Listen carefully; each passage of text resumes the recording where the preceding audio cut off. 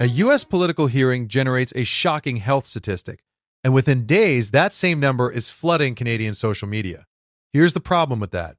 The fear travels intact, but the context doesn't. There's a specific playbook behind it. 3 engineered red flags that kill critical thinking. I'm going to show you exactly how it works. I'm Andrew Irvine. I research how misinformation spreads, specifically how American political narratives get repackaged and imported into Canadian public debate. That's what this channel is about. Cutting through the noise before it cuts through our policy. If you've ever caught yourself about to share a scary health stat just because the number felt too real to ignore, this episode is exactly for you. We're breaking down the 3 red flags that U.S. health disinformation uses to cross borders and shut down our critical thinking. And I'll tell you now, the third one is the most dangerous and the hardest to spot. Let's get into it. You know, when you hear a U.S. political figure like Robert F. Kennedy Jr. testifying before a budget committee about a health system crisis, and within days, that story just bleeds into Canadian media, that's not an accident. Look, the problem isn't the story crossing the border. It's that the emotional manipulation packaged inside it crosses with it. And that's what shuts down our critical thinking. I was looking at this testimony, and it's a perfect case study in how health disinformation is engineered to travel. It uses specific, repeatable red flags that work whether you're in Washington or Winnipeg. So for the next few minutes, I want to walk you through the 3 biggest red flags from those hearings. I'll explain why they work on our brains and show you exactly how to spot them before they start influencing our own health policy debates up here. Red flag number 1 is the most common and the easiest to miss in real time. Red flag number 2 is what I call the masterstroke, engineered to make you distrust the very people whose job is to verify the facts. And the third red flag, that's the emotional sucker punch, the one that bypasses your logic entirely. Let's talk facts, starting with number 1. So the first red flag to listen for is the cherry-picked statistic. Here's the thing. The core mechanism here is isolating a single, shocking data point from its entire context. They do this to fabricate a narrative of systemic failure. In his testimony, Kennedy cited a specific, alarming figure from the Vaccine Adverse Event Reporting System, or VAERS. He pointed to raw reports of serious adverse events following vaccination. And look, the number itself sounds staggering out loud. But this is where my work in pattern recognition always comes into play. I want to be clear, a real public health crisis shows up across multiple independent data sets. Hospital admissions, epidemiological studies, mortality statistics. It doesn't live in one isolated, unverified number. This tactic works because it exploits a cognitive bias we all share. Our brains are wired to remember vivid, singular examples more easily than complex rates and percentages. Now, the public health angle for Canada is direct. Our regulators at Health Canada monitor the same global safety data pools, including VAERS, and here's what happens. When a fabricated crisis gains momentum in the US, it creates public and political pressure here. Pressure for our officials to do something. And that can divert finite resources and attention away from real, measurable health threats that don't have a viral spokesperson. So, let's talk verification. That raw VAERS number Kennedy cited? Look, it's from an open, passive surveillance system. Anyone can file a report. It contains no initial assessment of cause. The actual analysis happens later. When you contrast that one number with the broader analyzed data, such as the population-based studies published in the New England Journal of Medicine that calculate actual risk rates, the picture changes completely. Here's your cue. When you hear a statistic that makes you gasp, your very next question has to be, what's the denominator? What's the overall rate this is taken from? If that context isn't provided immediately, you're being baited. That's red flag 1. But here's the real kicker. Red flag 2 isn't about a bad statistic at all. It's about making you distrust everyone who would check the statistics. It's the masterstroke of this entire playbook. And once you see how it works, you cannot unsee it. All right, the second red flag is what I call the regulatory capture story that deliberately ignores process. Let's break this down. The mechanism here is framing an entire complex, evidence-based system as wholly corrupted by industry. That lets you dismiss every finding from that system as illegitimate.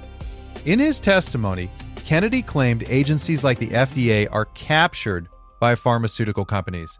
He implied that they no longer serve the public safety. And here's the thing. This is the masterstroke of this kind of manipulation. It strategically discredits the very institution you'd normally turn to for verification. It makes you, the listener, feel uniquely smart and brave for seeing the truth they're hiding. That creates a powerful emotional bond with the person telling you the story. It feels like a revelation, not an argument. Now, for Canadian public health, this is uniquely damaging. Think about it. If the FDA is portrayed as a completely captured agency, the implied conclusion is that its sister agency, Health Canada, must be captured as well. It paints all of science-based regulation with the same brush of corruption. Quick pause here. If this kind of breakdown is useful to you, and I hope it is, hit subscribe. Every episode we do exactly this. Take the stories being twisted in the media and run them through the facts. No rage, no partisan spin, just the receipts. Subscribe so you don't miss the next one. Now, back to why this captured agency argument is so uniquely damaging to Canadian public health. And this erosion of trust isn't abstract. It makes managing the next real crisis infinitely harder, whether it's a pandemic, a foodborne illness outbreak, or a novel drug side effect. The public's first instinct is to distrust the guidance. So let's verify this. Look, both the FDA and Health Canada operate with documented, multi-stage review processes. New drugs undergo phased clinical trials. The data is scrutinized by independent advisory committees. Approval decisions are justified in public documents. The system isn't a secret. More importantly, it's not a rubber stamp. I mean, both agencies regularly reject or delay applications. In 2023, for example, Health Canada rejected a new drug application for a novel Alzheimer's treatment. They cited insufficient evidence of clinical benefit. Think about that. A captured agency would approve everything.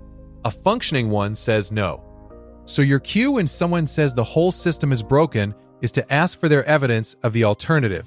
What specific, operational process would they build, and what's their proof it would be safer for 42 million people? 2 down. And look, those first 2 red flags were about data and systems.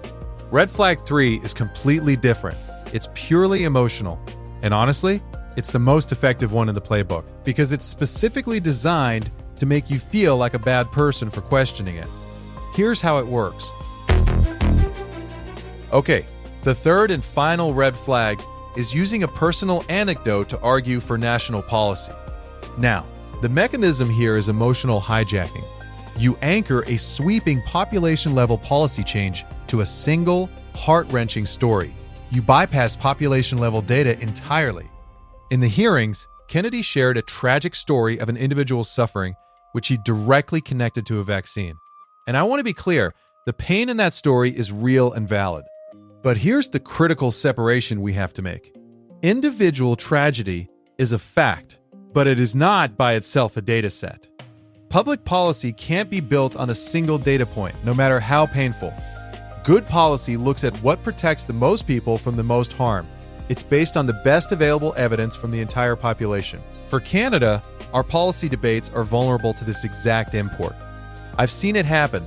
A single tragic story from the US can be amplified here to argue for abandoning proven public health measures. That puts our collective well-being at risk based on what is statistically an outlier. It shifts the entire debate from what does the science say to how can you be so heartless? So your cue is to practice that separation. Have profound empathy for the individual story, and then for the policy question, you have to ask, what does the data for 42 million Canadians say? Before I give you the practical checklist, if you want this kind of analysis in your inbox every week, we've got a free newsletter at thesanity.org. Short, sourced, and straight to the point. 1 email a week, no noise. Sign up at thesanity.org. Now, here's your checklist. This isn't just theory. These are the 3 filters you apply in real time. Filter 1, interrogate solitary statistics. Find the denominator.